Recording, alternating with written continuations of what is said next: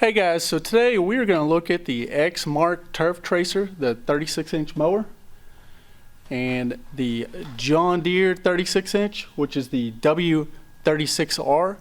And we have recently switched everything to John Deere, and I will let you know why. One of the big things to keep in mind when you're selecting mowers, blowers, weed eaters, any of your normal maintenance items, as long as you're going with one of the main brands, you can't really go wrong. It's all about the service that you can get with it, where your dealer that you're buying from, how well they take care of you, how easy it is to get parts. Those are the big things you really want to look at. That's one of the reasons why we switched to the John Deere's. And there are a couple of things between them that I like and don't like.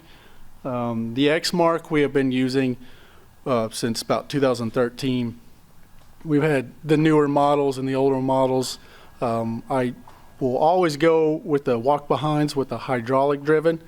Even though they cost a lot more, the production's so much higher for our guys with these, because you don't have to change gears, you don't have to change it, especially when you pop it in reverse.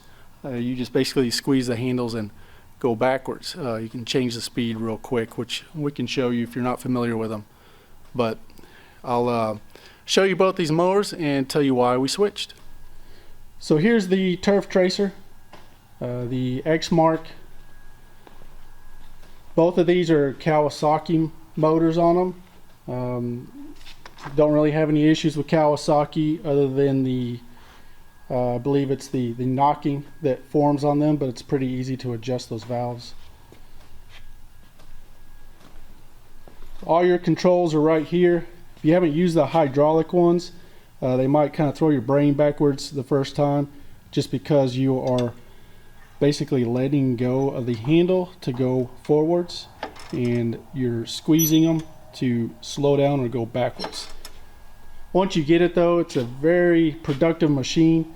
It's not that difficult to train people on. You just have to keep in mind that you do have two hydraulic pumps. Want to make sure you change the oil on them.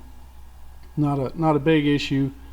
Have had zero issues with any hydraulic systems on these mowers, and I think I don't even know how many we've had over the years, but we've had a few of them, and we'll turn them over once they start getting into high hours.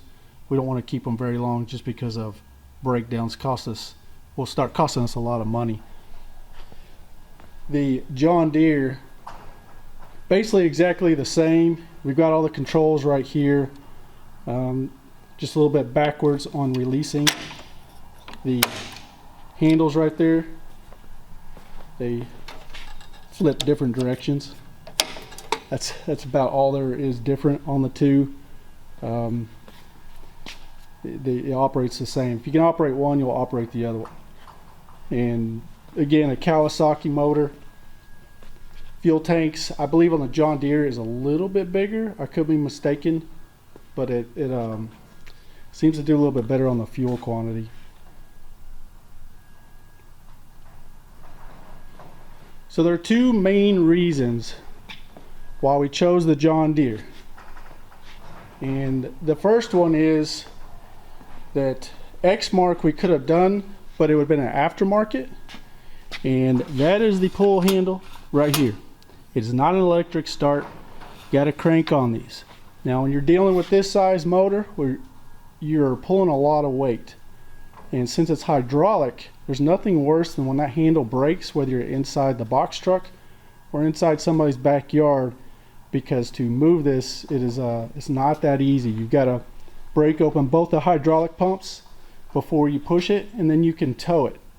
It's a lot easier just to have a mechanic or somebody, whoever's at your shop, or whether it's you yourself, just keep these spare ones around, and you can run out, switch these real fast, and get it up and running.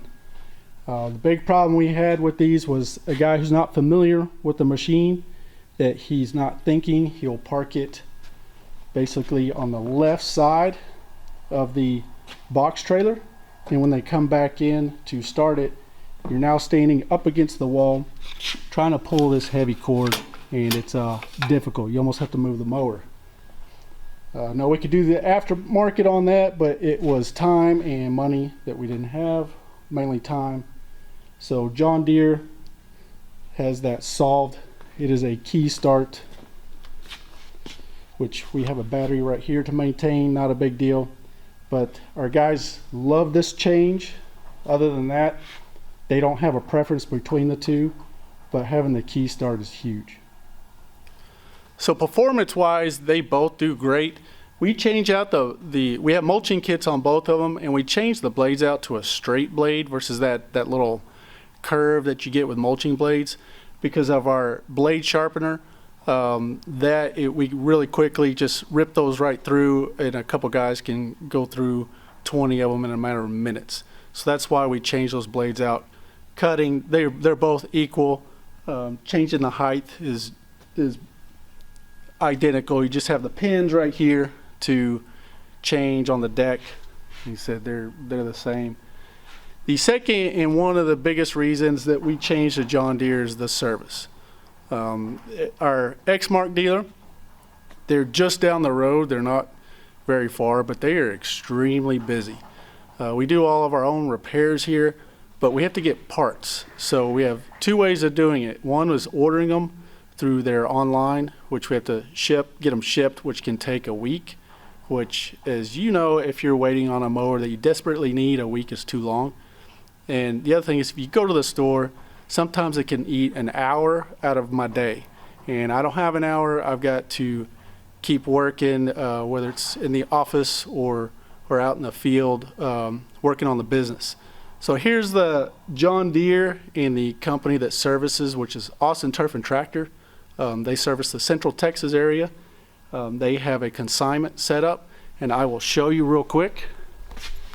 So this is what they have set up for us, and all of our parts, or at least our common parts, are set up in here.